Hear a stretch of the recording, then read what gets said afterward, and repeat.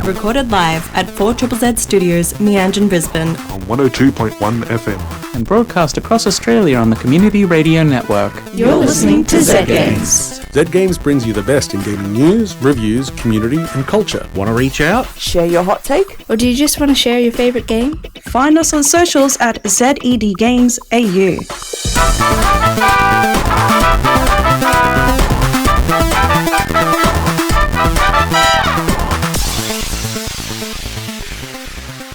Hello, party people! Woo! Yeah, pretty much. Yeah. This is Zed Games. I'm your host, Paul. Joining me tonight are my good friends, Peter. Hello. And Cam. G'day. And tonight we will be talking about all sorts of things, mostly video games, but probably also just some rubbish, because that is how we roll. That's how we do it. Mm-hmm. That is how we do it. Professionalism is for suckers. I'm sleepy. I can tell by your low energy. I've had no coffee today, yet somehow I'm still awake. Wow. I know. I still haven't, as an adult, I haven't made the switch to coffee. I just haven't. Every once in a while I have a good one and I'm like, oh, maybe I should do this more often. But No. it doesn't take. Does not take. So, gentlemen, Yes. if I may establish you as such, how's our gaming lives at the moment? It's full of sheep and llamas, and I couldn't be happier about it. I wasn't interested, and now I am. No, I watched a trailer for your review game coming up sort of idea, and I'm just like, this is just fun.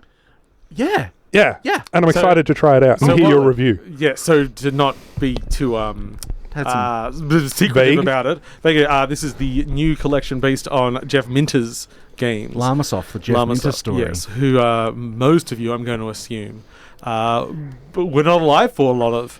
Well, if you don't know who we are, stay tuned, or see me at the Brisbane Street Mall every weekend, where I'll be throwing out copies and screeching about how great he is, like some kind of evangelical. That's why it's the Screech Mall, because you screech. I will. I'll be screeching. Fabulous. Before we screech more and more about all sorts of shenanigans, we're going to listen to some news this week brought to us by the lovely Toby. Aww. Thank you, sir. And here we go.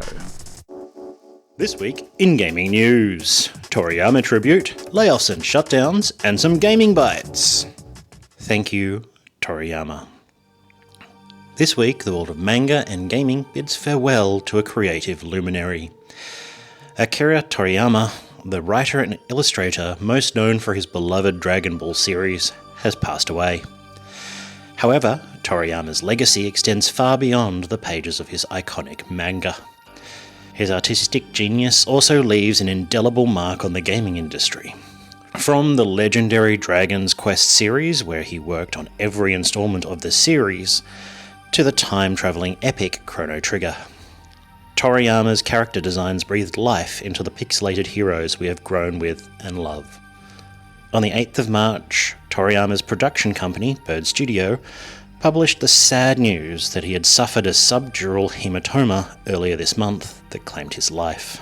Fans worldwide will remember Toriyama for his boundless creativity, his iconic art style, his Saiyan warriors, and the Dragon Quest slime. Layoffs and shutdowns. This week, Deviation Games, a company which has been working on a new AAA IP in partnership with PlayStation, has been caught in the wake of SAE's downsizing. The company is trying to find jobs for the roughly 130 employees who are now added to the 900-odd employees searching for work that were cut late last month by PlayStation. In stranger news, Warner Bros. Discovery has reached out to developers of their Adult Swim games to tell them that their Adult Swim titles will be removed from digital services. While the developers desperately search for ways to keep their games online, Warner reps state that they are unable to transfer ownership to the developers due to logistical and resource constraints. Developers of games such as Sound Dodger Plus and First Puncher have been advised that the games will be removed from sale within the next 60 days. For a full list of games that may be affected, click through the links on our website, zedgamesau.net. And now for some gaming bites. In the wake of the monetarily successful release of the Super Mario Bros. Movie, it would behove Nintendo to do another one. So, they are.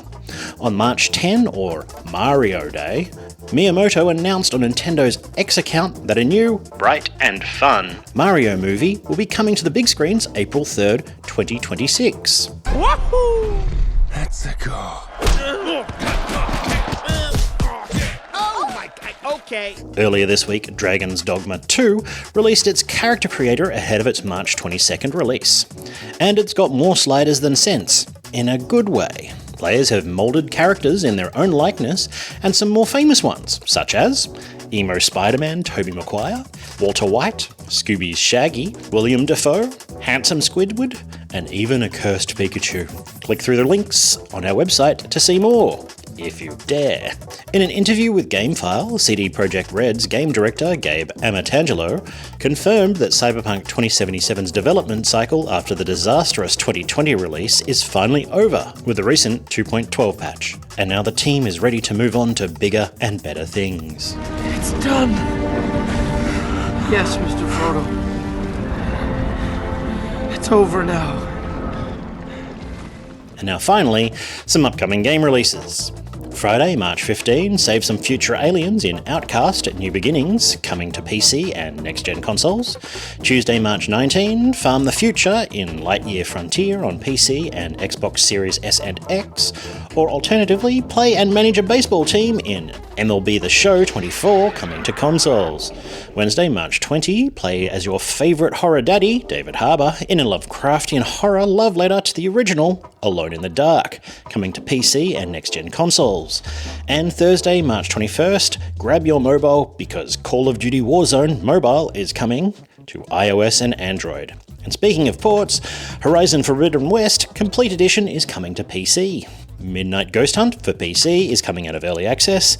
And lastly, face your horror with a faithful doggo. Shines Over the Damned is coming to PS5. And that's all this week in gaming news.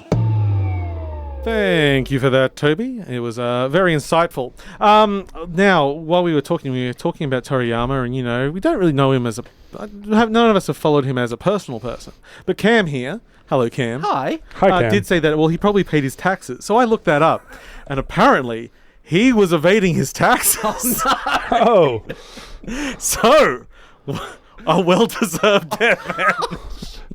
You can No. quote us on No, that. no, just quote me on that because I'm old and I'm also likely to die. There were soon. parades in a Mexican city or something for him, Yeah, Like weeaboos are everywhere. not to celebrate his death, but to celebrate his life. I'm gonna start phrasing all all gatherings just of people celebrating someone's life as they're all celebrating their death. Yep. Like Margaret Thatcher.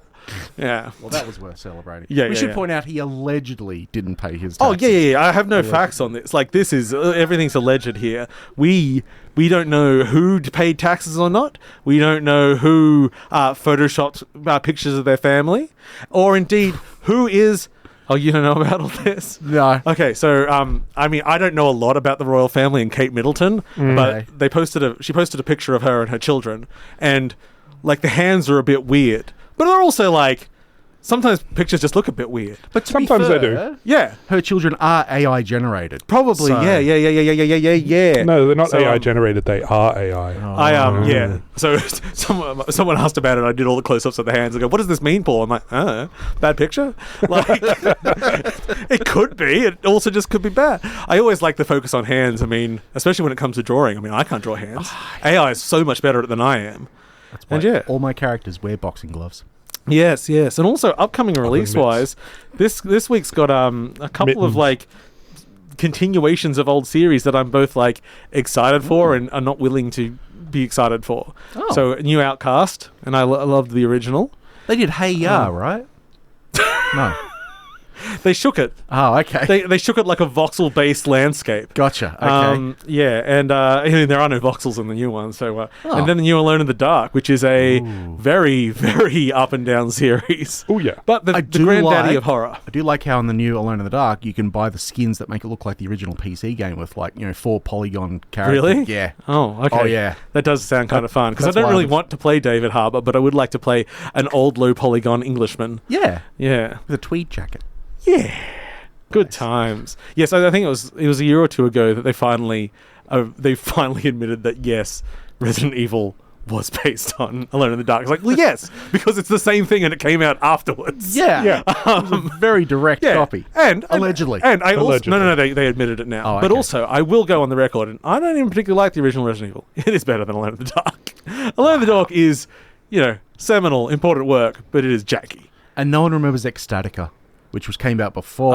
You will. No, I see the glint in your literally, eyes. Ecstatica 2 is my, number one game that I bring up. The fact that you just brought up Ecstatica, look, everyone, I'm going to need to take a break. I'm going to have to go to another room and cool down, maybe get some ice. You're listening to Zed Games at 4ZZZ. You're listening to Zed Games on 4ZZZ. You're listening to Zed Games at 4ZZZ. You're listening to Zed Games at 4ZZZ. You're listening to Zed Games at 4ZZZ. You're listening to Zed Games at 4ZZZ. You're listening to Zed Games at 4ZZZ. You're listening to Zed Games on 4ZZZ. You're listening to Zed Games at 4ZZZ. Zed Games. I am we your are. host, Paul. Joining me is Peter and Cam, and now Cam's got something very special for us. That he It's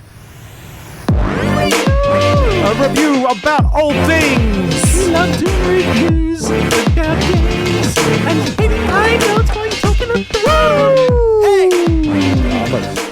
Why don't you do a high note, Soft Peter? ones. I can't do high notes. What do you mean? Here, No. Somebody squeeze him. Squeeze him. That doesn't I've been make it doing that go all day. higher. That just goes louder. Okay, Cam, what are you reviewing for us today? Oh, well, I am so excited. I am so pumped. I am reviewing Llamasoft, the Jeff Minter story. Woo! Okay, I'm just going to turn down Cam's mic for a second. So Cam is a fanboy, what we call an utter fanboy. So do take that with a gram of now, Cam. Now that I've given that disclaimer, I will turn the microphone back up. And that's why I can't buy a gerbil. Yeah.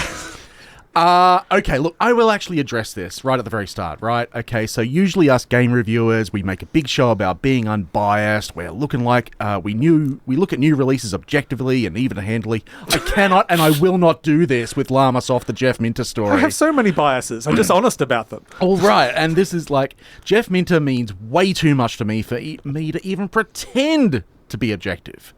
So you might remember a couple of months ago I talked here about the making of Karateka, which Digital Eclipse did an interactive documentary about Jordan Mechner's journey developing his first Breakaway hit.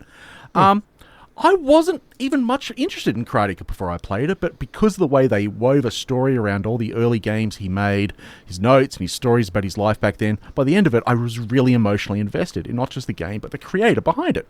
So, Digital Eclipse next release in their Gold Master series focuses just on Jeff Minter's game development life from the early 80s to the mid-90s. This is pure catnip to me. I am so excited. I have been hyping about this for months. Yeah. So this was amazing. So when it came up in PR, I was like, oh, hey, Cam, I got this notice. Do you want me to request a key for it? He's like, oh, God, yes. Oh, God. Then over the next few weeks, it becomes apparent that not only do you know everyone involved, but you also know Jeff Minter. I'm like, well, just ask them for a goddamn key. What do you need me? Well, it's a long story. I knew these guys as friends. I don't want to hit them up for, stuff. Look, I should explain who Jeff Minter is first, before everyone in the audience is like driving home going, well, who's this he Jeff really Minter guy? kicks the llama's ass. Well, Winamp did rip off Minter's work when they put that in, but that's a whole other story. Look, Jeff Minter is the man behind Llamasoft. He's a British game programmer who started making games in the early 80s on ultra-primitive home computer systems like the Sinclair ZX81 and the Commodore VIC-20. Most of his games are arcade-style shooters with a focus on flashy colours, and I do mean really flashy. Like, there's an epilepsy warning at the start. They are not kidding around. Like, this thing will just melt your eyeballs if you're not careful. And fluffy animals. He's still in the business today, having over 70 releases to his credit, and he's currently working on new stuff for modern systems, especially with VR. Like, he's doing some awesome stuff with VR. Polybius was just mind-melting. I loved it. He is also legitimately my absolute hero in life. He's a guy who just made stuff for himself. We were just talking about how it's great to make games for yourself, right? Make something you want to play. He taught me how to do that. He made games his own way, based entirely on what interested in him at the time. Usually this involved old school arcade shooters and camels and llamas and sheep and psychedelics. The vast majority of Llamasoft games are self-published, which showed me early on how important it is to own and control your own work. Oh, yeah. And through this collection, you see how he has continually refined and developed his credit, which is a hell of a work ethic to aspire to and taught me a lot growing up. But most importantly, he was like the coolest person I never met, and I wanted to grow up and be like him, and I still absolutely do. When you grow up, Cam. If I grow up. And frankly, looking at me, it's a 50-50 chance. So Llamasoft, the Jeff Minter story, is much more than a collection of old games running through emulation. Most of his games he released as freeware now anyway. His old stuff, he's like, you can just play it on an emulator if you want. I just want you to play it. Yeah, right? Yeah. Like, he's passionate about people playing his stuff. But this has videos and interviews and behind-the-scenes stuff that illustrates how much care and love Jeff puts into every single one of his games. And it's the passion that connects him to his fans. Like, he is really, always from the very start, really interested in connecting with people who play his stuff because there's stuff they got in common. They have similar tastes. Yeah. Yeah, I just want to hang out with, like, people that like the same stuff I like. You know, my favorite part is how it includes the newsletters and magazine columns where he'd talk about the new games he was playing and new music he was listening to and his adventures around the world.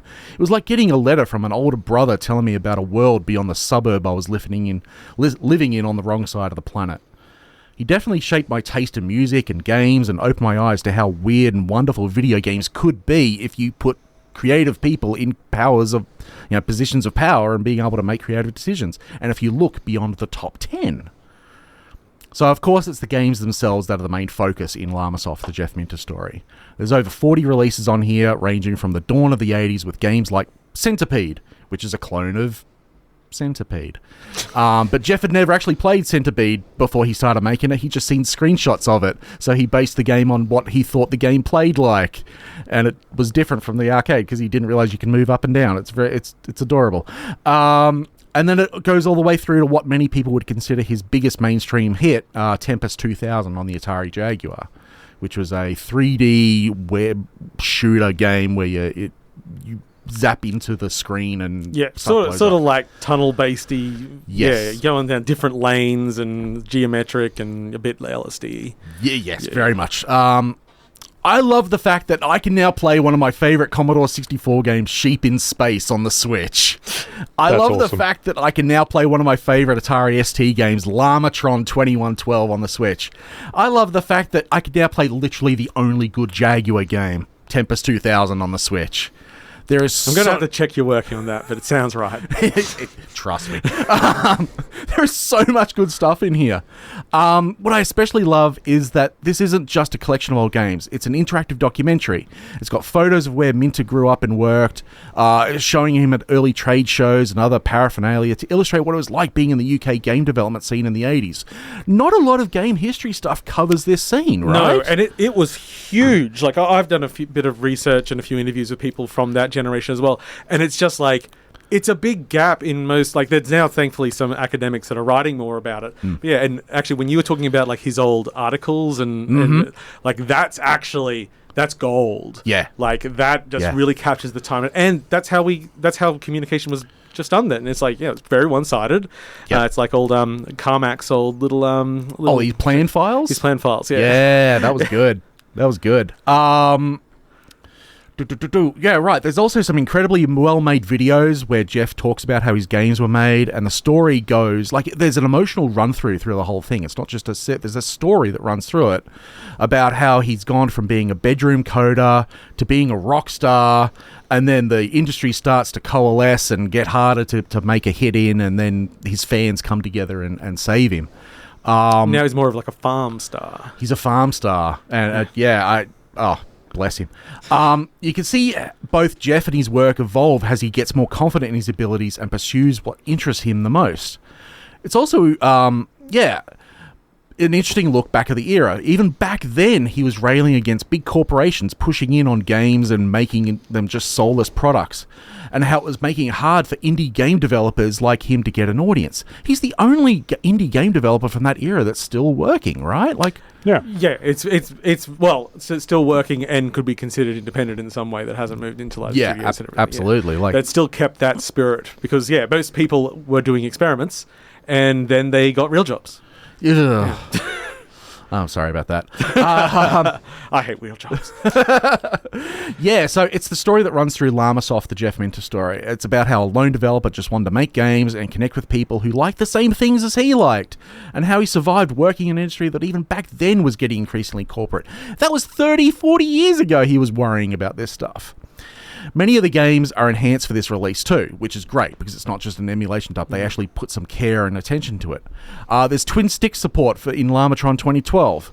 Color Space, which was his incredibly innovative and influential light synthesizer. Like you put a disc into an Xbox 360 and colors come up on the screen. That was him.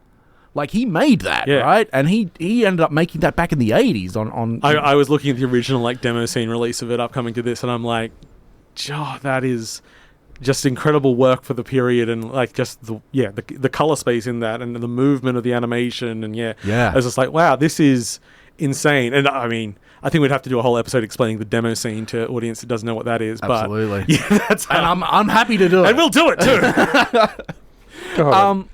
Yeah, like in the color space version here on the Atari, the Atari computers, they've added extra video modes and music that weren't possible on home computers. So you can play it in the original like 8-bit version, or you could play it in widescreen and with like full colors and interacting with the music, and it's really trippy and cool.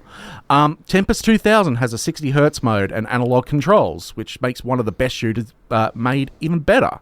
And to top it all off, there's Grid Runner Reimagined, which is a very cool graphic overlay on top of the Commodore 64 version of Grid Runner. And you can switch the switch? Yeah. You can switch back and forth all the time, so it is just the C64 game.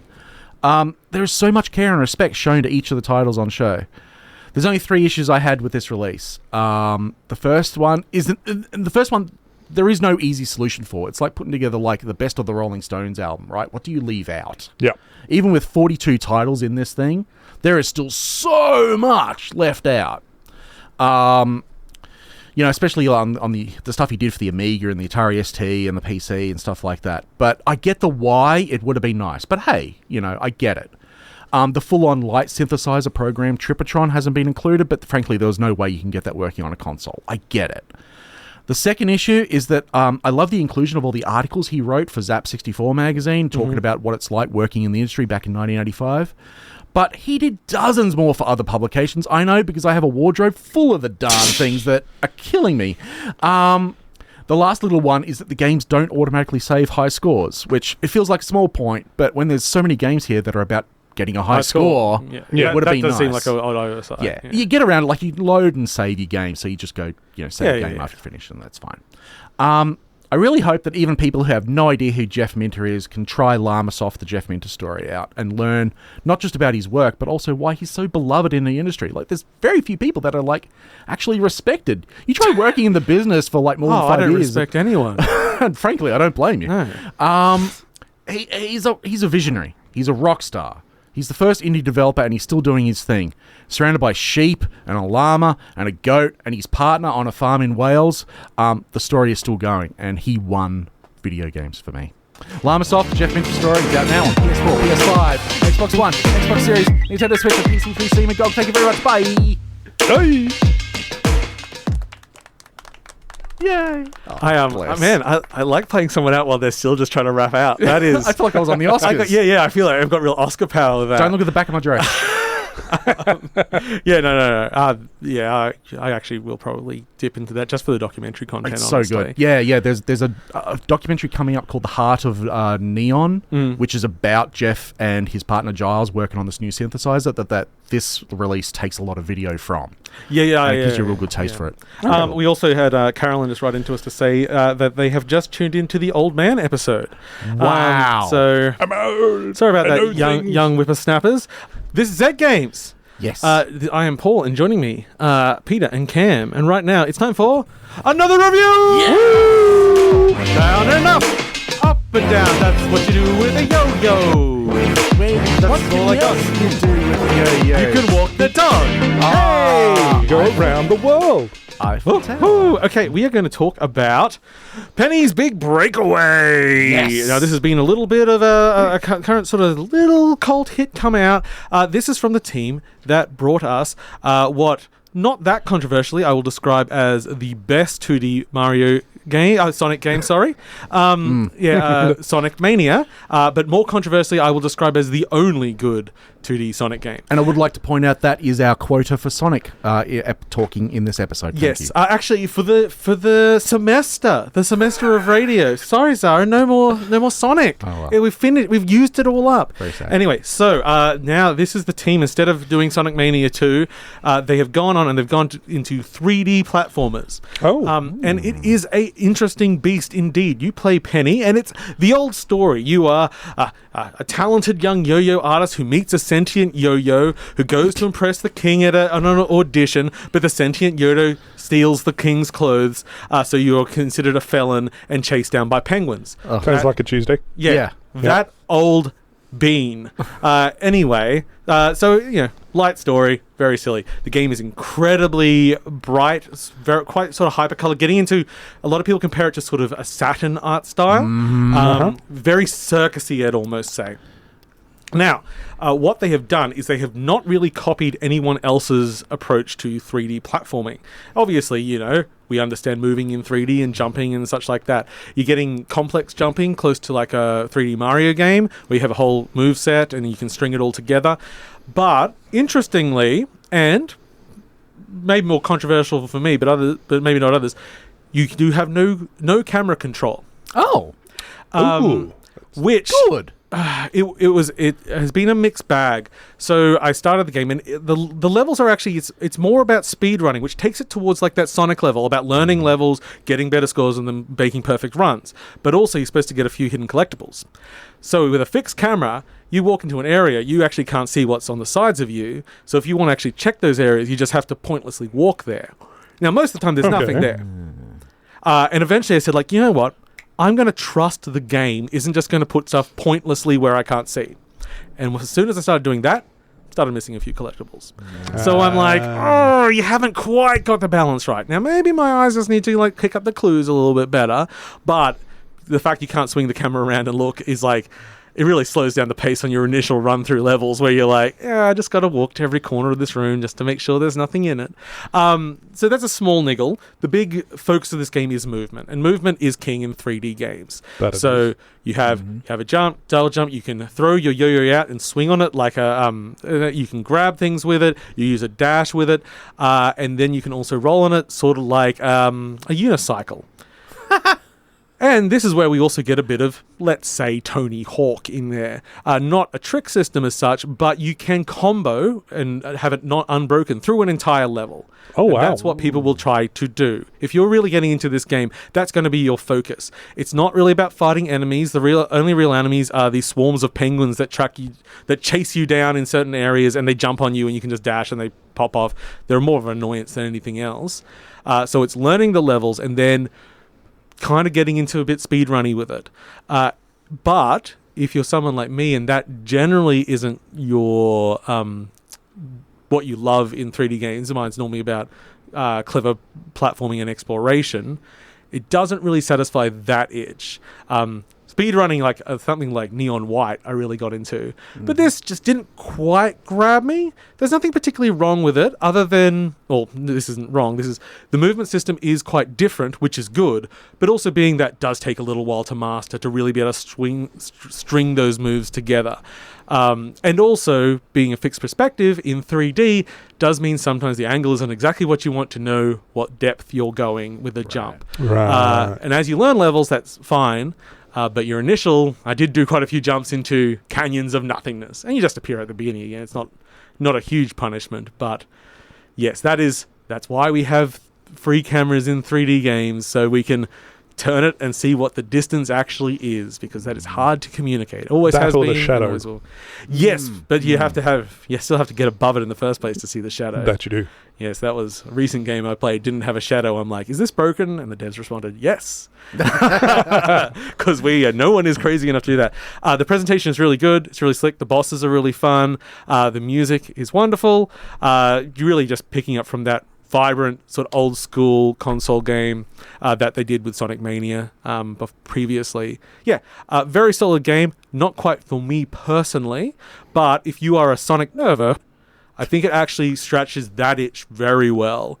And if you're into sort of a bit more of like perfecting runs, that sort of concept. Yeah. Yep. So that is Penny's Big Breakaway, which is available on pretty much everything for like $50-ish. Sure, why not? Woo!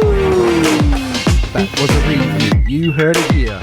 Listen to Penny's Big Breakaway. It doesn't rhyme. Yay. I'm going to give myself a golf clap again. Aww. It's a good sound effect. This is Zed Games. We are about to wrap up this show. It's been a lovely evening, gentlemen. Sure has. I bet it has. This has been Zed Games. I've been Paul. That's been Cam. It's true. That's been Peter. That it has. We bid you all adieu. Have a lovely night, and we'll catch you all later. Bye. Love you. We love you. Bye. Play games. Llamasoft. Thanks for listening to Zed Games. If you'd like to listen to more, you can find us on the Community Radio Plus app. Or find us on socials at ZED Games AU. See you next time.